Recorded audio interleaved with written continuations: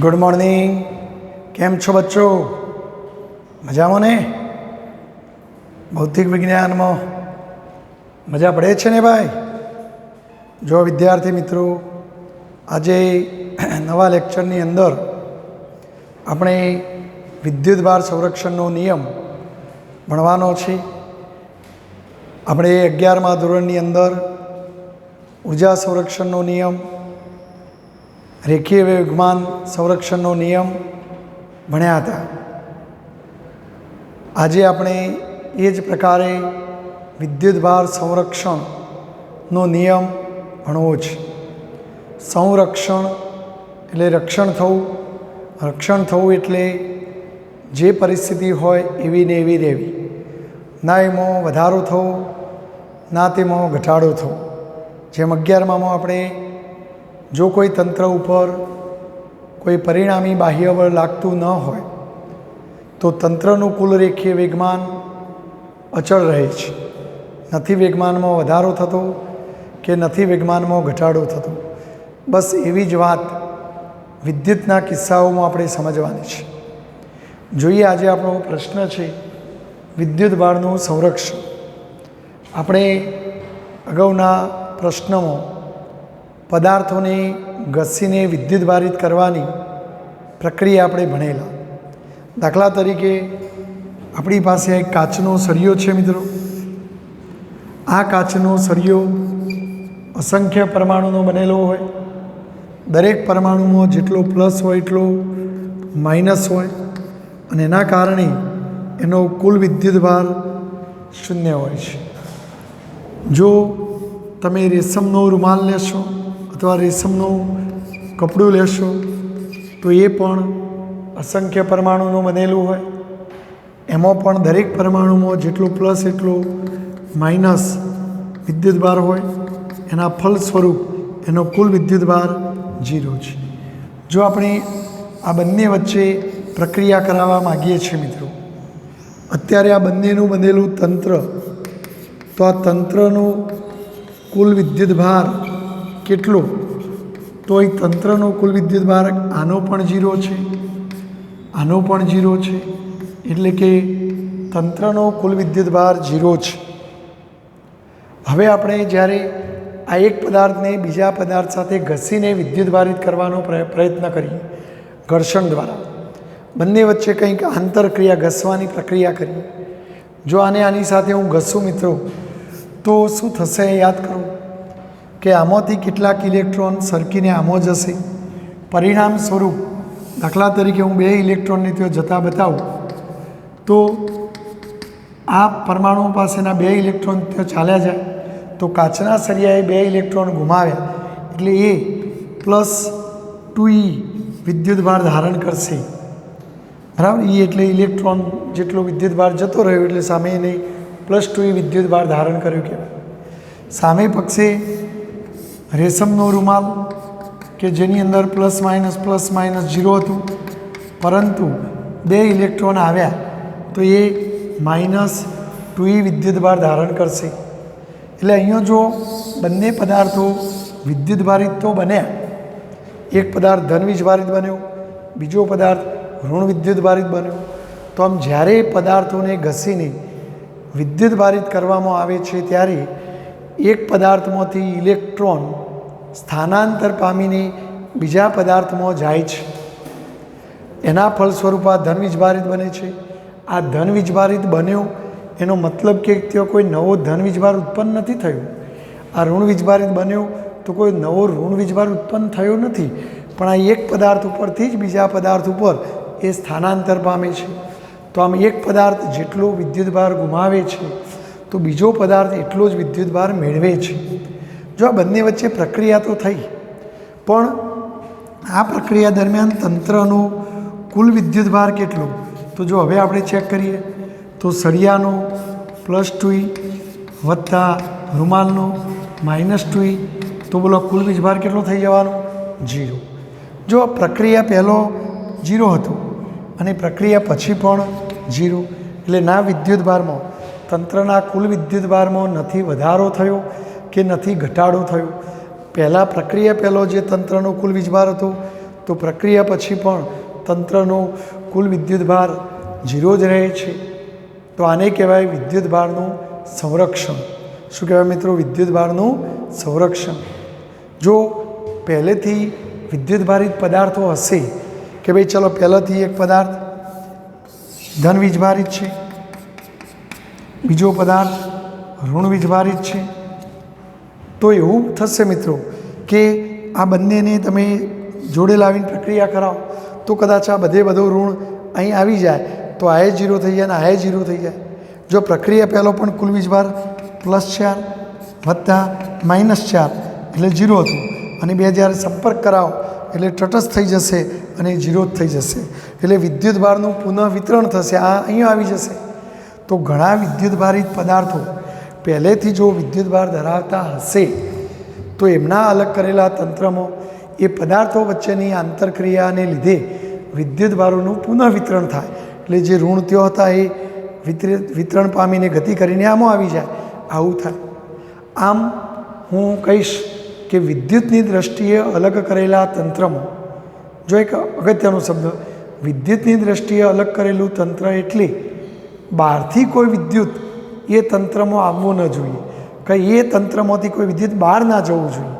જેમ કે આ બે પદાર્થોનું તંત્ર, તો હવે જો અહીં બહારથી કોઈ અંદર કે અંદરથી કોઈ બહાર ના જવું જોઈએ. હા, એ બંને વચ્ચે આદાન પ્રદાન થાય, ચાલે. જેમ તમે કેમિસ્ટ્રીની અંદર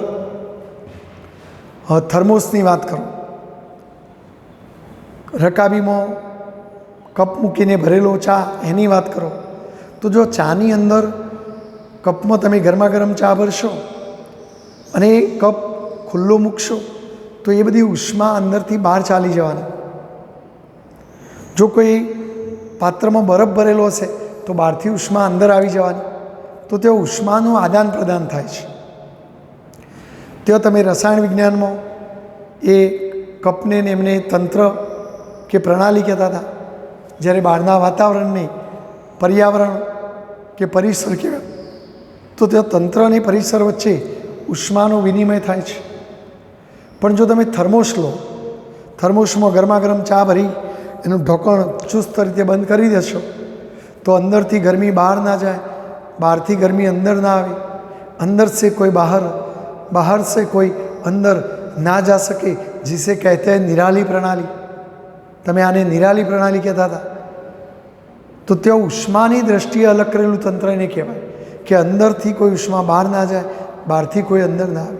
એમ આપણે વિદ્યુતની દ્રષ્ટિએ અલગ કરેલું તંત્ર એટલે બહારથી કોઈ વિદ્યુત અંદર કે અંદરથી બહાર ના આવે. હા, એ બંને વચ્ચે અંદર આવન જાવન થઈ શકે, પણ બહારથી અંદર કે અંદરથી બહાર ના આવે. તો એવા બનેલા તંત્રને વિદ્યુતની દ્રષ્ટિએ અલગ કરેલું તંત્ર કહેવાય. તો આમ વિદ્યુતની દ્રષ્ટિએ અલગ કરેલા તંત્રમાં કુલ વિદ્યુતભારનું સંરક્ષણ થાય છે. પ્રક્રિયા પહેલાંનો વિદ્યુતભાર અને પ્રક્રિયા પછીનો વિદ્યુતભાર અચળ રહે છે. યાની કે અલગ કરેલા તંત્રનો કુલ વિદ્યુતભાર અચળ રહે છે. અહીં વિદ્યુતભારનો નાશ થતો નથી કે કોઈ નવો વિદ્યુતભાર ઉત્પન્ન થતો નથી. અહીં તમે જો કે અહીંથી જ ઇલેક્ટ્રોન આવી ગયા, કોઈ નવા ઇલેક્ટ્રોનો ઉત્પન્ન નથી થયા કે કોઈ નાશ પણ નથી પામ્યા. તો આમ વિદ્યુતભારનું ઉત્પન્ન કરવું કે એનો નાશ કરી શકાતો નથી, પણ માત્ર એક પદાર્થ ઉપરથી બીજા પદાર્થ ઉપર એને લઈ જઈ શકાય. જો કોઈ પ્રક્રિયામાં વિદ્યુતભારિત કણો ઉત્પન્ન થતા હોય તો એટલા જ સામે પક્ષે નાશ પણ થતા હોય, કારણ કે આ કુદરતનો નિયમ છે. એટલે વિદ્યુતભારનું સંરક્ષણ થવું જ જોઈએ, બરાબર. પરંતુ યાદ રાખજો મિત્રો, અલગ કરેલા તંત્ર વડે ધરાવાતું કુલ વિદ્યુતભાર જો અંદર નવો ઉત્પન્ન થતો હોય તો સામે નવો નાશ પામતો હોય, એટલે કુલ વિદ્યુતભાર કેવો રહેશે? અચળ રહે છે. કેટલીક વાર કુદરત આવા વિદ્યુતભારિત પદાર્થો, વિદ્યુતભારિત કણો ઉત્પન્ન કરતી હોય છે, પણ એ પ્રક્રિયા એવી રીતે થાય કે જેમાં વિદ્યુતભારના સંરક્ષણના નિયમનું તો પાલન થાય જ. મિત્રો, તમે જાણો છો કે ન્યુટ્રોન વિદ્યુતભાર નથી ધરાવતો, તટસ્થ છે. પ્રોટોન ધન વીજભાર ધરાવે છે. ઇલેક્ટ્રોન પ્રોટોનના જેટલો જ પણ ઋણ વીજભાર ધરાવે છે. તમે ભવિષ્યમાં ન્યુક્લિયર પ્રક્રિયાઓ ભણશો, ત્યાં કુદરતી રીતે થતી ન્યુક્લિયર પ્રક્રિયાઓમાં ઘણીવાર ન્યુક્લિયસમાં રહેલો ન્યુટ્રોન, આ ન્યુટ્રોનનું પ્રોટોનમાં રૂપાંતરણ કુદરતી રીતે થતું હોય છે, પરંતુ કુદરત ન્યુટ્રોનમાંથી જ્યારે પ્રોટોન બનાવે તો સાથે સાથે ઇલેક્ટ્રોનનું પણ ઉત્સર્જન કરે મિત્રો. એટલે કે દાખલા તરીકે ન્યુટ્રોનને ફિઝિક્સમાં 0n1 વડે લખવામાં આવે છે, પ્રોટોનને 1p1 વડે લખવામાં આવે છે, ઇલેક્ટ્રોનને -1e0 વડે લખવામાં આવે છે. જો ન્યુટ્રોનનો કુલ વીજભાર કેટલો? 0. પણ જો હવે એક પ્રક્રિયા થઈ, પ્રોટોન +e વિદ્યુતભાર ધરાવે, ઇલેક્ટ્રોન -e વિદ્યુતભાર ધરાવે, તો જો પ્રક્રિયા પહેલાંનો કુલ વીજભાર 0 અને પ્રક્રિયા પછીનો પણ 0. એટલે કુદરતી રીતે આવા વિદ્યુતભારિત કણો ઉત્પન્ન થતા હોય છે, પણ એ એવી રીતે જ થતા હોય છે કે જેમાં વિદ્યુતભારના સંરક્ષણના નિયમનું ચુસ્તપણે પાલન થાય. તો આમ વિદ્યુતભારનું સંરક્ષણ એ ગ્લોબલ વિશ્વવ્યાપી ઘટના છે, બરાબર. તો આ રીતે વિદ્યુતની દ્રષ્ટિએ અલગ કરેલા તંત્રમાં વિદ્યુત સાથે સંકળાયેલી એવી જ પ્રક્રિયાઓ થશે મિત્રો કે જેમાં તંત્રનો કુલ વિદ્યુતભાર તો અચળ જ રહે, જેટલો ધન ઉત્પન્ન થાય એટલો સામે ઋણ ઉત્પન્ન થાય. જો કોઈ પ્રક્રિયામાં ધન નાશ પામતો હોય તો સામે એટલું જ ઋણ પણ નાશ પામતો હોય, તો જ કુલ વિદ્યુતભાર અચળ રહે. તો આ રીતે આપણો આ એક બીજો ગુણધર્મ, ગઈકાલે આપણે પહેલો મૂળભૂત ગુણધર્મ ભણ્યા હતા કે વિદ્યુતભારોનો સરવાળો કરી શકાય. આજે આપણે આ બીજો ગુણધર્મ ભણ્યા કે વિદ્યુતભારનું સંરક્ષણ થતું જોવા મળે છે મિત્રો. અને હવે ત્રીજો ગુણધર્મ આપણે જોઈશું, વિદ્યુતભારનું ક્વોન્ટમીકરણ. તો 1 મિનિટ મિત્રો જોઈએ આપણે.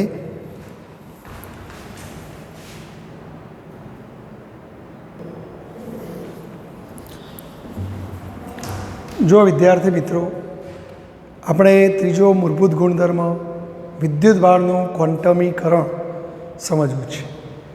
કોઈ પણ પદાર્થ વિદ્યુતભાર ધરાવતો હોય તો એનો પાયાનો વિદ્યુતભારિત કણનો એકમ એ ઇલેક્ટ્રોનનો વિદ્યુતભાર છે. જેમ શરીરનો પાયાનો એકમ એટલે કોષ, બધા કોષ ભેગા થઈને આપણી અંગિકાઓ બને અને એ બધી ભેગી થઈને શરીર રચના બને, એમ વિદ્યુતભારનો પાયાનો ઘટક એ ઇલેક્ટ્રોન કે પ્રોટોનનો વિદ્યુતભાર છે.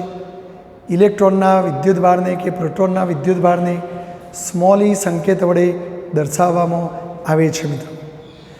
કુદરતમાં જોવા મળતા બધા જ વિદ્યુતભારિત પદાર્થો, આ બધા જ વિદ્યુતભારિત પદાર્થોના વિદ્યુતભારોનો મૂલ્યો એ આપણા મૂળભૂત વિદ્યુતભાર ઈના પૂર્ણ ગુણાંકમાં જ હોય છે. દાખલા તરીકે કોઈ પદાર્થનો વિદ્યુતભાર Q હોય તો એ વિદ્યુતભાર ઈના પૂર્ણ ગુણાંકમાં, આ n એ પૂર્ણાંક સંખ્યા છે. જો તમારો વિદ્યુતભાર ઋણ હોય તો n ઋણ પૂર્ણાંક હશે,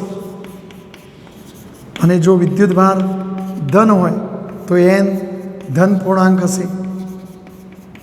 તો કુદરતમાં જોવા મળતો વિદ્યુતભાર, કોઈ પણ પદાર્થનો વિદ્યુતભાર એ આ મૂળભૂત વિદ્યુતભારના પૂર્ણ ગુણાંકમાં, એને આપણે મૂળભૂત વિદ્યુતભાર કહીશું, પાયાનો વિદ્યુતભાર કહીશું.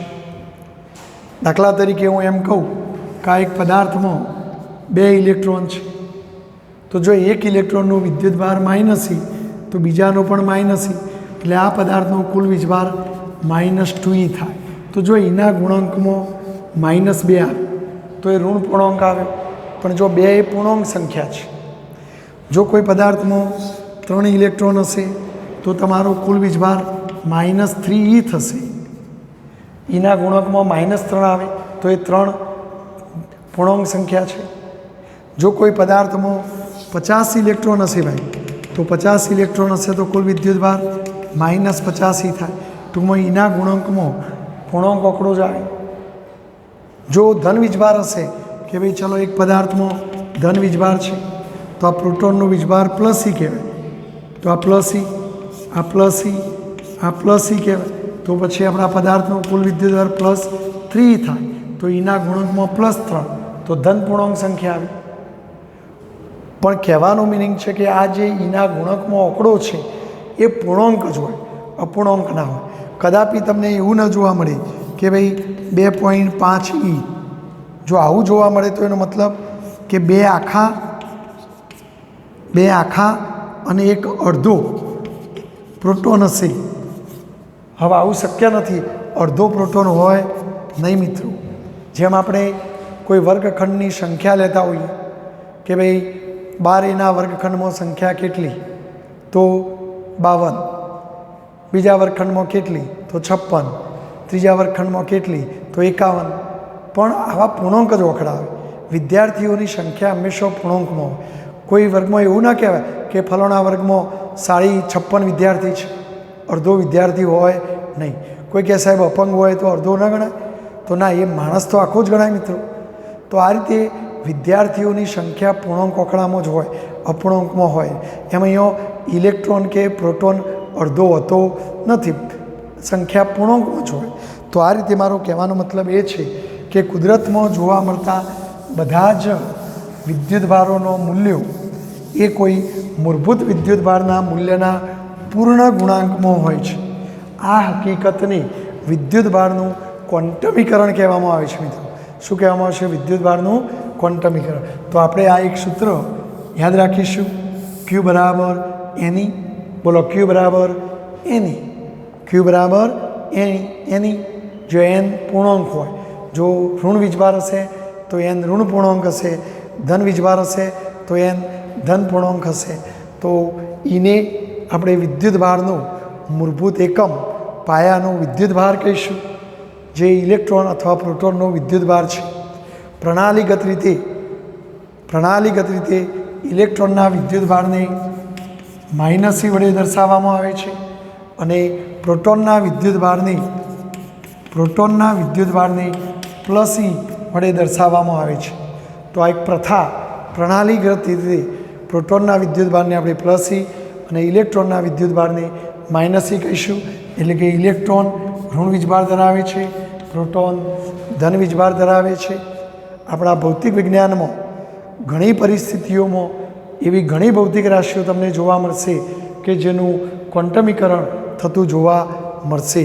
જેમ કે તમે કેમેસ્ટ્રીની અંદર કક્ષાઓમાં પરિભ્રમણ કરતા ઇલેક્ટ્રોન માટે એના કોણીય વેગમાનનું મૂલ્ય, તો ઇલેક્ટ્રોનનું કોણીય વેગમાન હંમેશા h/2πના પૂર્ણ ગુણાંકમાં હોય છે.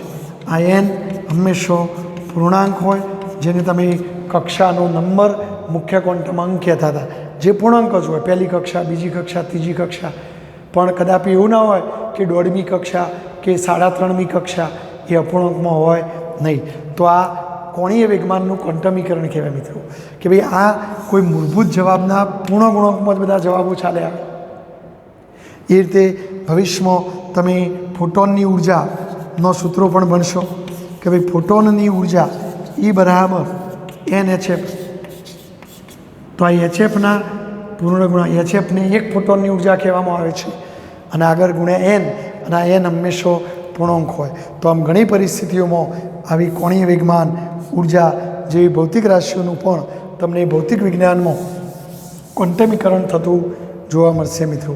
તો વિદ્યુતભારનું ક્વોન્ટમીકરણનું સૌ પ્રથમવાર સૂચન ઇંગ્લિશ વિજ્ઞાની, ઇંગ્લિશ પ્રયોગકર્તા માઇકલ ફેરેડે, કે જે હકીકતમાં વિદ્યુત વિભાજનના પ્રાયોગિક નિયમો શોધેલા એમને, અને એ નિયમોમાં એમને આવું વિદ્યુતભારનું ક્વોન્ટમીકરણ જોવા મળેલું.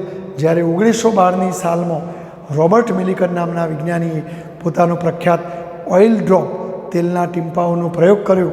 એને એક શીશીની અંદર ઓઇલ ભરી અને સ્પ્રે માર્યો, તો સ્પ્રેની નોઝલમાંથી જ્યારે ઘર્ષણથી એ પ્રવાહીનો ટીમ્પો બહાર નીકળતો, તો એ દરેક ટીમ્પાઓનો વિદ્યુતભાર એમને જુદો જુદો જોવા મળ્યો.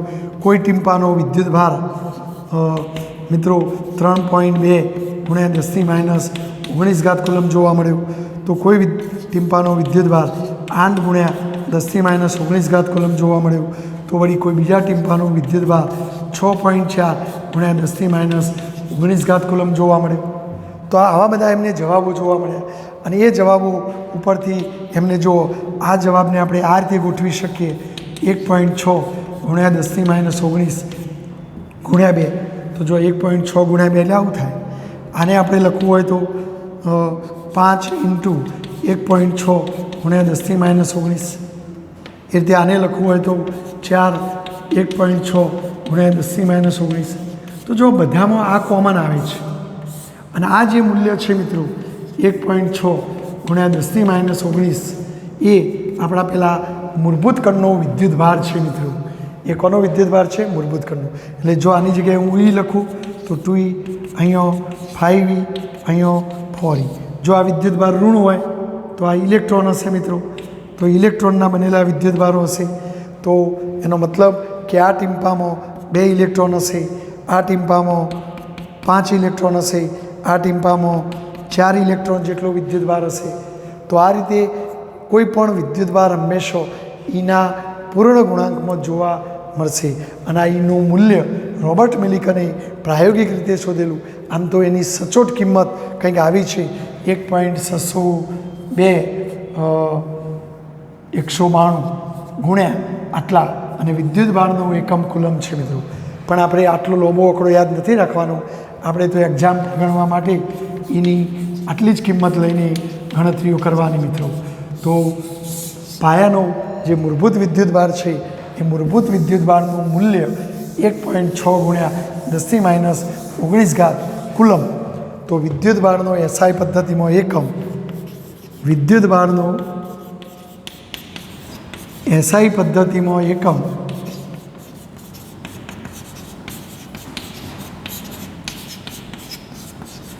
કુલંબ લેવામાં આવે છે. ઇંગ્લિશમાં લખવું હોય તો COULOMB. તો વિદ્યુત ભારનો SI પદ્ધતિમાં એકમ કુલંબ લેવામાં આવે છે. અને ટૂંકમાં આપણે કુલંબ માટે C લખવાનું મિત્રો. શું લખવાનું? C. તો વિદ્યુત ભારનો SI પદ્ધતિમાં એકમ કુલંબ લેવામાં આવે છે. આમ તો સ્થિત ભૌતિકશાસ્ત્રમાં મોટા વિદ્યુત ભારો સાથે ભાગ્યે જ આપણે પનારો પડતો હોય છે. સામાન્ય રીતે નાના વિદ્યુત ભારો સાથે જ આપણે કામ કરવાનું હોય છે. માટે નાના વિદ્યુત ભારોનું સૂચન કરવા માટે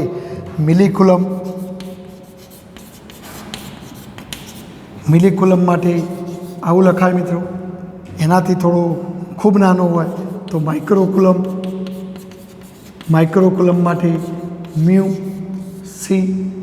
નેનોકુલમ હોય તો નેનોકુલમ માટે NC. આવા એકમો લેવામાં આવે છે. એટલે આપણા સ્થિત ભૌતિકશાસ્ત્રમાં મોટા વિદ્યુત ભારો સાથે આપણો ભાગ્યે જ પનારો પડતો હોય છે. મોટાભાગે આવા નાના વિદ્યુત ભારો સાથે જ કામ લેવાનું હોય છે. અને મિલિકુલમ એટલે 10⁻³ કુલમ. 1 મિલિકુલમ એટલે 10⁻³ કુલમ. 1 માઇક્રોકુલમ એટલે 10⁻6 કુલમ. 1 નેનોકુલમ એટલે 10⁻9 કુલમ. તો આ કુલમ એ વિદ્યુત ભારનો SI પદ્ધતિમાં એકમ છે. અને E એ પ્રાથમિક પાયાનો વિદ્યુત ભાર ગણવામાં આવે છે, જેનું મૂલ્ય આ છે, જે આપણે યાદ રાખીશું. આપણે જ્યારે વિદ્યુત પ્રવાહનું પ્રકરણ ભણવામાં આવશે મિત્રો, એ વખતે વિદ્યુત પ્રવાહની વ્યાખ્યા ઉપરથી પણ કુલમની વ્યાખ્યા આપવામાં આવે છે. તમે કદાચ 9મા કે 10મા ધોરણમાં આવું સૂત્ર પ્રવાહનું ભણ્યા હશો. I = Q/T. ટીને ત્યાં લઈ જાઓ તો Q બરાબર શું થાય મિત્રો? IT. જો તમે 1 એમ્પિયર વિદ્યુત પ્રવાહ વહેતો લ્યો તો 1 એમ્પિયર વિદ્યુત પ્રવાહ જો કોઈ વાહક તારમાં વહેતો હોય તો 1 સેકન્ડ જો સમય લેશો તમે તો તમે ગણતરી કરશો મિત્રો તો Qનો જવાબ કેટલો આવશે? જુઓ, અહીંયા 1 તો 1 કુલમ જવાબ આવશે મિત્રો. એટલે 1 કુલમ જેટલો વિદ્યુત ભાર વહી રહ્યો છે એવું ક્યારે કહેવાય? તો 1 એમ્પિયર વિદ્યુત પ્રવાહનું વહન કરતા વાહક તારમાંથી 1 સેકન્ડમાં વહેતો વિદ્યુત ભાર કેટલો હોય મિત્રો? 1 કુલમ. એટલે આપણા પુસ્તકમાં લખ્યું છે 1 કુલમ વિદ્યુત ભાર એટલે કેટલો? તો કોઈ તારમાંથી જો 1 એમ્પિયર વિદ્યુત પ્રવાહ વહેતો હોય તો એ તારના આડછેદમાંથી 1 સેકન્ડમાં વહેતો જે વિદ્યુત ભાર હશે એ કેટલો હશે? 1 કુલમ હશે. તો આ મેં કુલમની વાત કરી.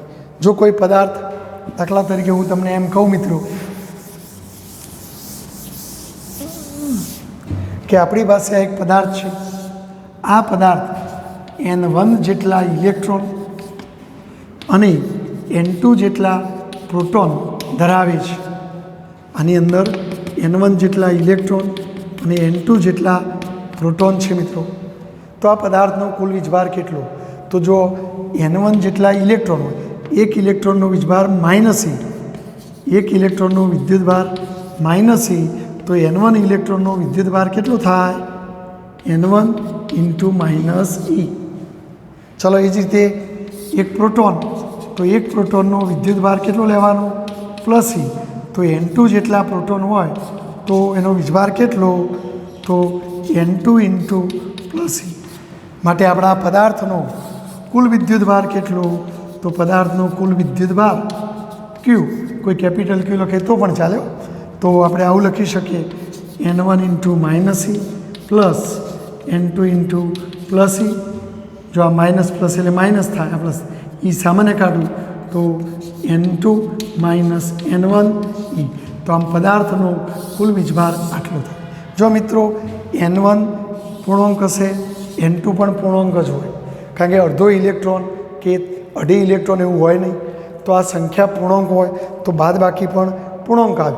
તો એ n2 - n1ની કિંમત પણ કેવી આવશે? પૂર્ણાંક જ આવશે.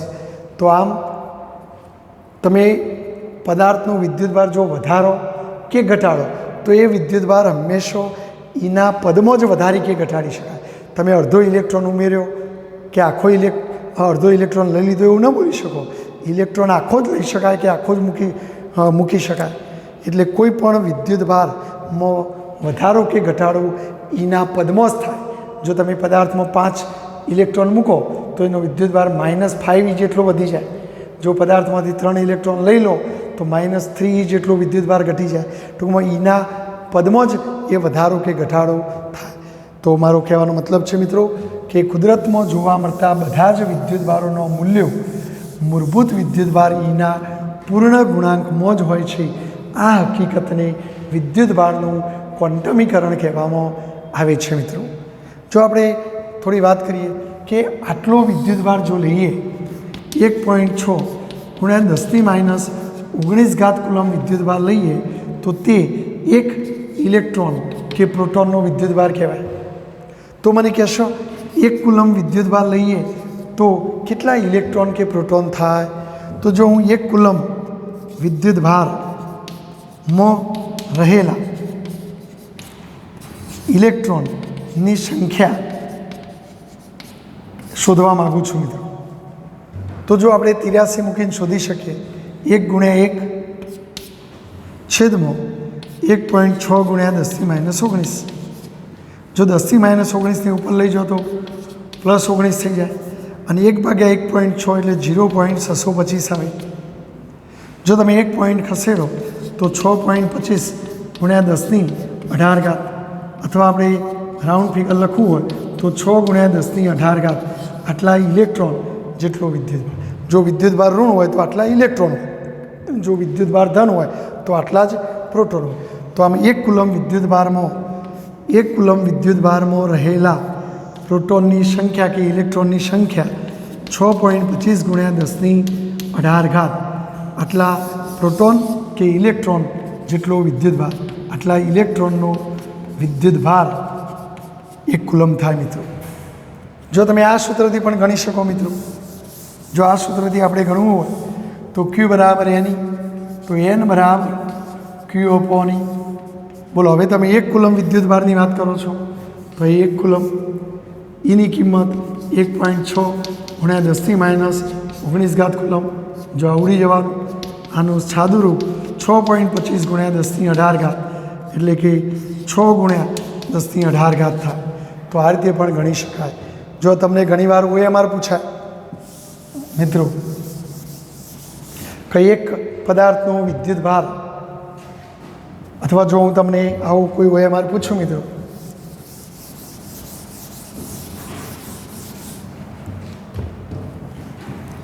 કે ભાઈ એક પદાર્થથી કોઈ પ્રક્રિયા દ્વારા એક તટસ્થ પદાર્થમાંથી મિત્રો એક તટસ્થ પદાર્થમાંથી કોઈ પ્રક્રિયા દ્વારા 10⁻19 ઇલેક્ટ્રોન દૂર કરવામાં આવે તો પદાર્થનો વિદ્યુતભાર ખાલી જગ્યા કુલમ કૌંસમાં લખ્યું હોય -1.6 કુલમ +1.6 શૂન્ય બરાબર 1.6 ગુણ્યા 10 - 19 આવા બધા જવાબો આપ્યા હોય તો જો આપણે એ સમજીએ એક તટસ્થ પદાર્થ, તો તટસ્થ પદાર્થ એટલે એનો જેટલા પ્લસ હશે એટલા માઇનસ હશે, એટલે કુલ વીજભાર 0 હશે.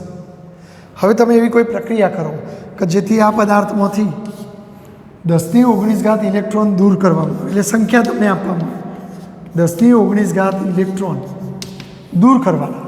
હવે પદાર્થમાંથી જો ઇલેક્ટ્રોન દૂર કરો તો પદાર્થ આટલો ઋણ વીજભાર ગુમાવે, ઇલેક્ટ્રોન ગુમાવે, અને જો કોઈ પદાર્થ ઋણ ગુમાવે તો કેવું બને ભાઈ? ધન બને. તો આ પદાર્થ ઋણ ગુમાવે તો એ ધન બને. તો પછી આપણો જવાબ આવો ઋણ તો આવે નહીં, હા ધન આવો આવી શકે, બરાબર. તો આ જવાબ ના આવે. એટલે એક પહેલાં જ ઝટકે એક જવાબ તો ઉડી ગયો આપણા રસ્તામાંથી. હવે કેટલો એ વિદ્યુતભાર ધરાવે આપણે ગણવું છે. તો જો એનની કિંમત આપી છે તો વિદ્યુતભાર ક્યુ બરાબર એની. બોલો એનની કિંમત કેટલી મિત્રો?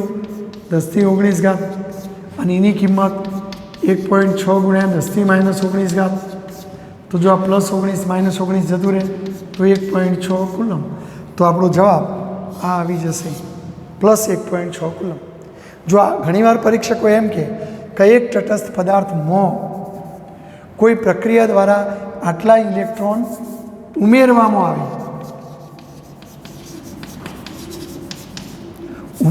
આવે તો પદાર્થનો વિદ્યુતભાર કેટલો. તો જો સેમ આવું જ મિત્રો, જો પહેલાં પદાર્થનો તટસ્થ છે એટલે વીજભાર 0, પણ હવે અંદર ઇલેક્ટ્રોન ઉમેરવાના છે એટલે અંદર આપવાના છે.